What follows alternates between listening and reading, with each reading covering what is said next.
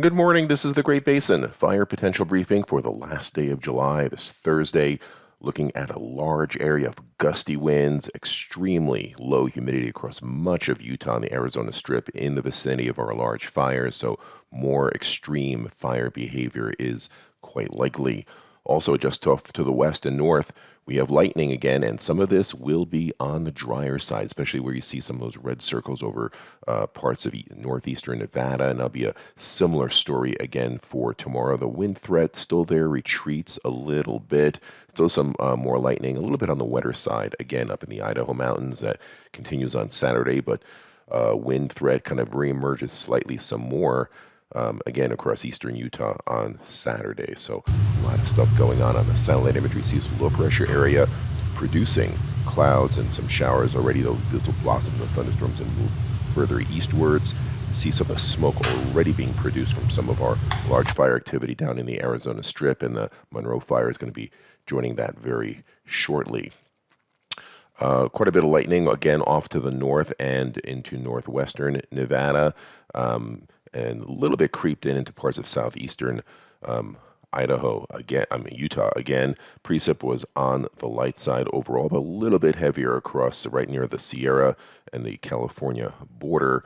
Some pretty heavy IA, 19 U fires for over 2,000 acres, large fire growth, well over 13,000 acres.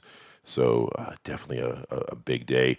And later this afternoon, with the heat and the wind, smoke production from some of the fires down in the Arizona Strip and also the Monroe Fire in our area are going to continue to be a major factor. And again, tomorrow, though, we see the winds becoming a little bit more westerly to their component and not as strong.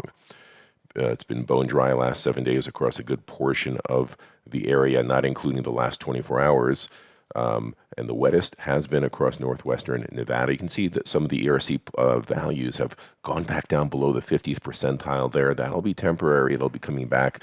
But we have dried out significantly near the 97th percentile further eastwards, where we see those purple circles. Even the dark reds indicate ERCs at the 95th percentile. So well above even midsummer normals. The 100-hour fuels in the grass, the 10-hour fuels in the grasses and light fuels, you can see the biggest threat will be in eastern areas, but still getting ignitions up in northwest Nevada as well, in southern Idaho. So there is that. Drought continues across many areas, especially the south and southern and northern portions of our geographic area, and it's all spreading southwards and northwards. That's something to watch. Where we have our lightning today, you can see we'll put down where we have our current ERC levels, and you can see they've dropped down below the 80th percentile in northwest Nevada and are projected to continue dropping down there. So not as big of a threat, but the lightning's going to occur in northeast Nevada.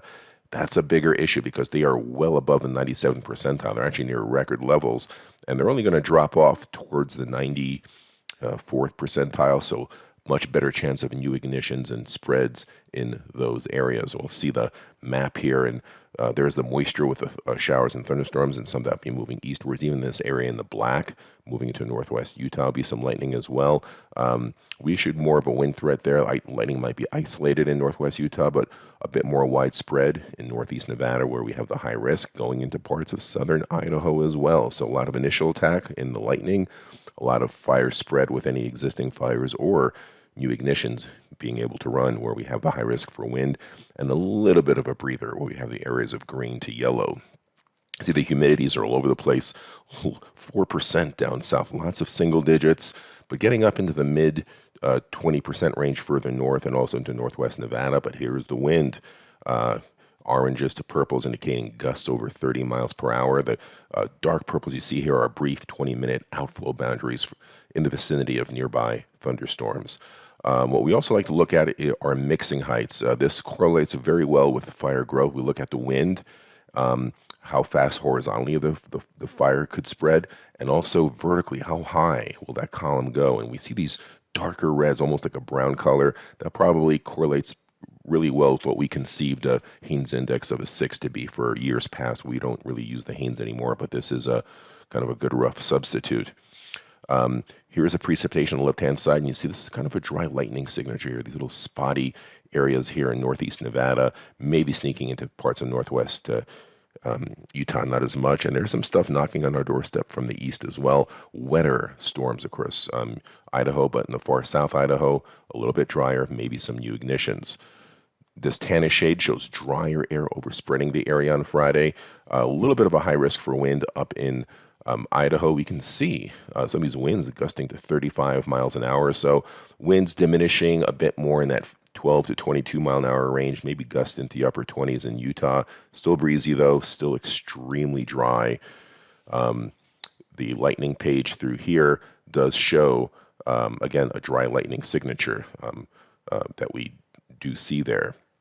Now going further down the road to Saturday, dry air in the south, maybe some more showers and lightning to the north. High risk for wind in our southern and eastern areas with those low humidities. We see the winds here as well. So again, another round of wind and also quite breezy in the north, but humidity there quite a bit higher. 3-day precipitation, not really that much, just mostly confined to our northern areas, otherwise spotty elsewhere. Monsoon really weak, getting barely into southeast Arizona before curving into New Mexico.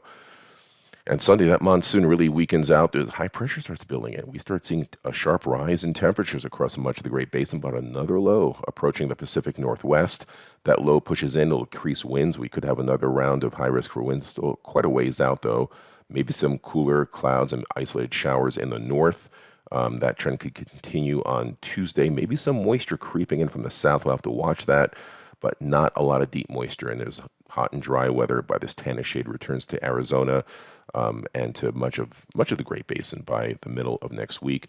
Still recovering a little bit in the northwestern portions of our geographic area, but critically dry where you see the brown. 7-day precip totals. Extended outlook shows above normal temperatures and a sharp signal of below normal precip. And this is across the four corners. This means the monsoon nowhere to be found going through the middle of August. And our models have been differing. In the day 6 to 11 precipitation, our GFS model does bring a round of light to locally moderate precipitation for our southern and southeastern areas. Our European model, which has been doing better, is quite a bit lighter, just a couple hundredths of an inch. That seems to be the trend. So that'll wrap it up for now. This concludes our briefing. We'll talk to you again tomorrow.